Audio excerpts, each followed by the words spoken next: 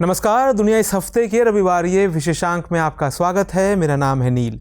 इस कार्यक्रम में हम हर हफ्ते अंतर्राष्ट्रीय घटनाक्रमों का जायजा लेते हैं।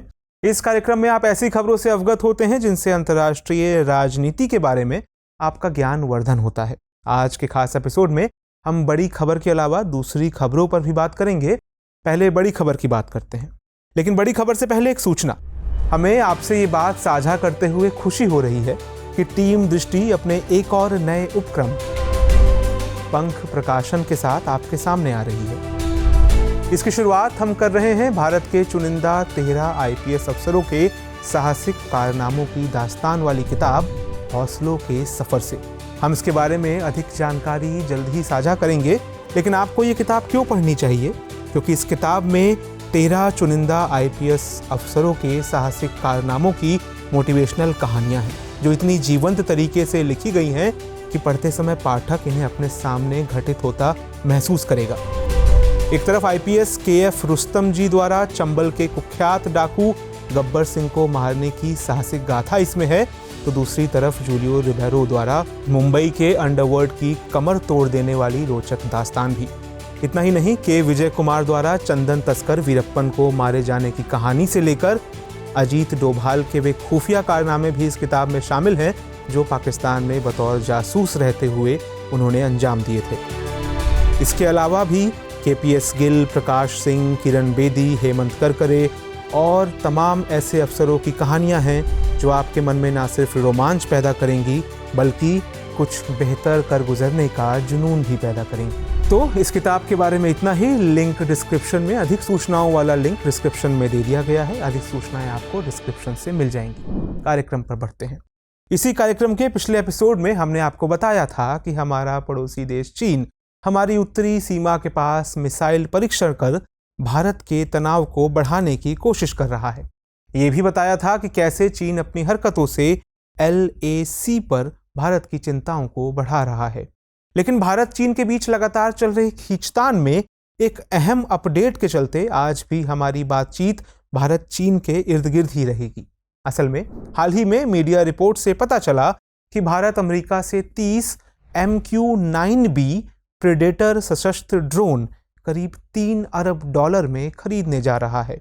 कहा जा रहा है ये वही ड्रोन है जिसकी मदद से हाल ही में अल-कायदा के अल जवाहिरी को अमेरिका ने मार गिराया था। ऐसा माना जा रहा है कि चीन से निपटने के लिए भारत अमेरिका से इस ड्रोन की डील कर रहा है। LAC पर भारत और चीन के बीच उपजा तनाव करीब 2 साल बाद भी ठंडा होता नहीं दिख रहा है। ऐसे में भारत चीन से निपटने के लिए कई तरीकों पर काम कर रहा है। पश्चिम बंगाल के हाशिमारा एयरबेस पर राफेल लड़ाकू विमानों को तैनात करना इसी कवायद का एक हिस्सा है। दूसरी ओर भारत चीन पर दबाव बढ़ाने के लिए अमेरिका से भी अपनी नज़दीकियां बढ़ा रहा है।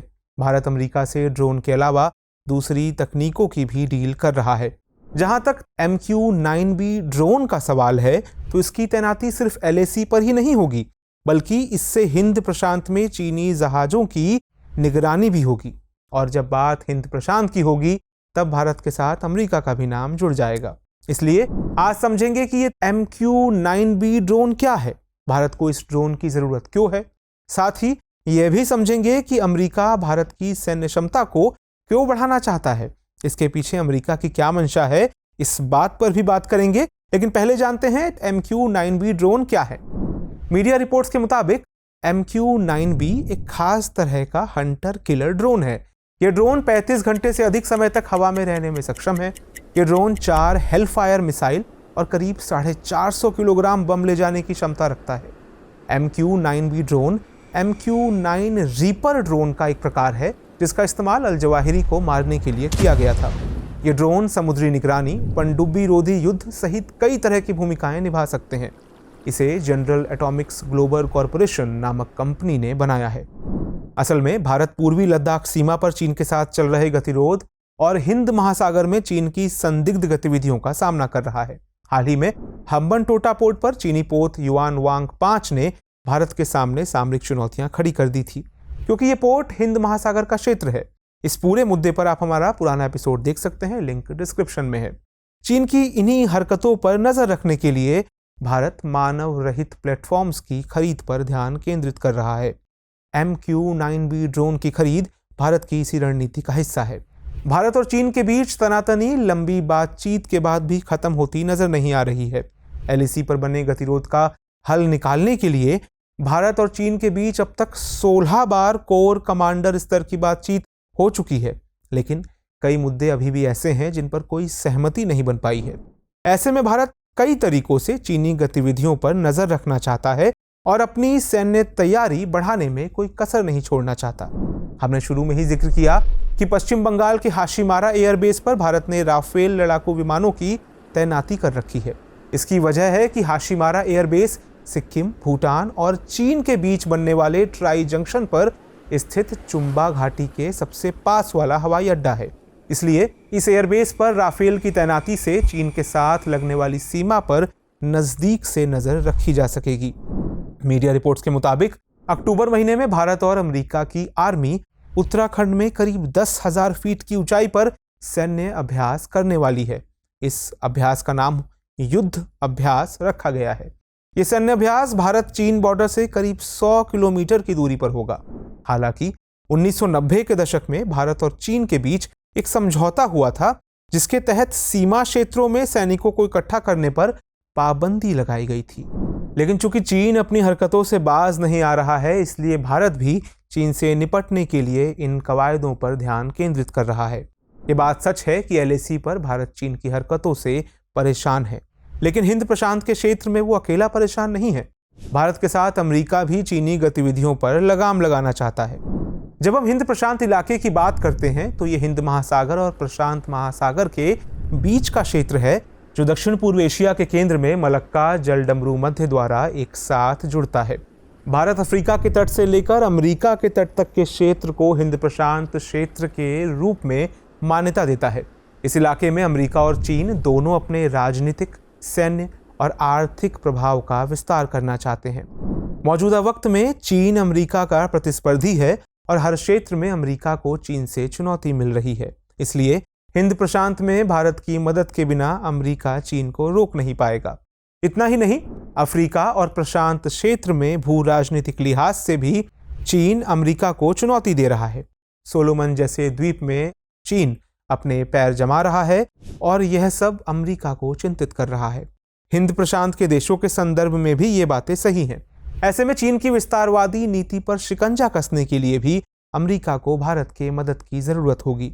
इसलिए भारत की सैन्य क्षमता बढ़ाना अमेरिका के लिए हितकारी साबित होने वाला है। लिहाजा अमेरिका द्वारा भारत को MQ-9B ड्रोन देना अमेरिका के हक में है। बहरहाल देखने वाली बात होगी कि भारत को मिलने वाला अमेरिका का साथ चीन को रोक पाने में कामयाब हो पाता है या नहीं। अब समय है इस कार्यक्रम के रविवारीय विशेषांक दुनिया मेरे आगे की, जिसमें हम बात करेंगे दूसरी अहम अंतर्राष्ट्रीय खबरों की। पहली खबर में बीते दिनों अमेरिका ने पूर्वी सीरिया के दीर अज जोर में ईरान से जुड़े ठिकानों पर हमला किया। अमेरिका का दावा है कि सीरिया का यह क्षेत्र ईरान के IRGC यानी इस्लामिक रेवोल्यूशनरी गार्ड्स कॉर्प्स से जुड़े समूहों द्वारा उपयोग में लाया जाता है। इस हमले का मकसद ईरान से जुड़े समूहों के हमले से अमेरिकी सेना को बचाना था, क्योंकि कुछ दिन पहले ही 15 अगस्त को यहां अमेरिकी बलों को निशाना बनाकर हमला किया गया था। ये हमला उसी हमले का जवाब था। दीर अज जोर एक रणनीतिक प्रांत है जो इराक की सीमा से सटा है और इसमें बड़े तेल भंडार क्षेत्र आते हैं। ईरान समर्थित मिलिशिया समूह और सीरियाई बल इस क्षेत्र को नियंत्रित करते हैं, जबकि अमेरिकी सेना ISIS समूह के खिलाफ 2015 में सीरिया में प्रवेश करने से अब तक यहां मौजूद है। अगली खबर यमन से। यहां के राष्ट्रपति नेतृत्व परिषद के प्रमुख राशिद अल अलीमी ने संयुक्त अरब अमीरात समर्थित अलगाववादियों को देश के दक्षिणी हिस्से में चल रहे सैन्य अभियानों को रोकने का आदेश दिया है। अल अलीमी का कहना है कि 2019 में जो सत्ता साझाकरण समझौता हुआ था, उसके तहत यमन के दक्षिण में एक सैन्य टुकड़ी रखे जाने की बात हुई थी। जब तक ये समझौता पूरी तरह से लागू नहीं हो जाता, तब तक यहां सभी सैन्य अभियानों को रोक दिया जाना चाहिए। अल अलीमी का दावा है कि साझा सत्ता के सभी गुट केवल ईरान गठबंधन हौथी के विरोध और सऊदी के नेतृत्व वाले सैन्य गठबंधन के समर्थन में ही एकजुट होते हैं। बाकी मामलों में ये अक्सर एक दूसरे के विरोध में ही होते हैं। उधर हाल ही में बनाए गए पूर्वी अफ्रीकी क्षेत्रीय बल के पहले भाग के रूप में बुरुंडी ने अपने सैनिकों को DRC यानी लोकतांत्रिक गणराज्य कॉन्गो के अशांत पूर्वी क्षेत्र में तैनात किया है। बुरुंडी और रवांडा से सटा ये क्षेत्र खनिज संसाधनों के मामले में बेहद संपन्न है और यहाँ 120 से अधिक सशस्त्र समूह भी सक्रिय हैं जो देश में लंबे समय से संघर्ष कर रहे हैं। पूर्वी अफ्रीकी क्षेत्रीय बल का मकसद इन्हीं अशांत क्षेत्रों में मौजूद सभी विदेशी और स्थानीय सशस्त्र समूहों को ट्रैक करना, उनके खिलाफ लड़ना और वहां शांति बहाल करना है। अगली खबर में रूसी मीडिया रिपोर्ट के मुताबिक रूस के 2 रणनीतिक हमलावर विमान द्वारा जापान सागर के ऊपर तटस्थ जल में गश्त लगाई गई है। मुद्दे की बात है कि रूसी मीडिया की रिपोर्ट तब आई है जब दक्षिण कोरिया ने रूसी विमान को उसके वायु रक्षा पहचान क्षेत्र में प्रवेश करने का दावा किया, जबकि रूस दक्षिण कोरिया के इस वायु क्षेत्र को मान्यता नहीं देता है। हाल के वर्षों में कई क्षेत्रों पर दावे के बीच रूसी और चीनी युद्धक विमानों ने अक्सर ही दक्षिण कोरिया के वायु रक्षा क्षेत्र में प्रवेश किया है। और आज की आखिरी खबर भी रूस से। रूस ने 30 अगस्त से 5 सितंबर तक वोस्तोक सैन्य अभ्यास के आयोजन का ऐलान किया है। इस संयुक्त सैन्य अभ्यास में हिस्सा लेने के लिए चीनी सैनिक भी रूस जाएंगे। हालांकि इसमें भारत, बेलारूस, मंगोलिया और तजिकिस्तान के साथ दूसरे देश भी शामिल होंगे। इस सैन्य अभ्यास का मकसद भाग लेने वाले देशों की सेनाओं के साथ व्यावहारिक और मैत्रीपूर्ण सहयोग को गहरा करना, उनके बीच रणनीतिक सहयोग के स्तर को बढ़ावा देना और विभिन्न सुरक्षा खतरों का जवाब देने की क्षमता को मजबूत करना है। गौरतलब है कि इधर चीन और रूस के रक्षा संबंधों में बहुत मजबूती आई है। अब देख लेते हैं आज का सवाल है, अमेरिका द्वारा भारत की सैन्य क्षमता बढ़ाने के पीछे के क्या कारण है? भारत चीन तनाव के संदर्भ में वर्णन कीजिए। तो दुनिया इस हफ्ते के इस एपिसोड में इतना ही। आपको ये एपिसोड कैसा लगा हमें कमेंट सेक्शन में जरूर बताइएगा। हमें आपकी प्रतिक्रिया का इंतजार रहता है। नमस्कार।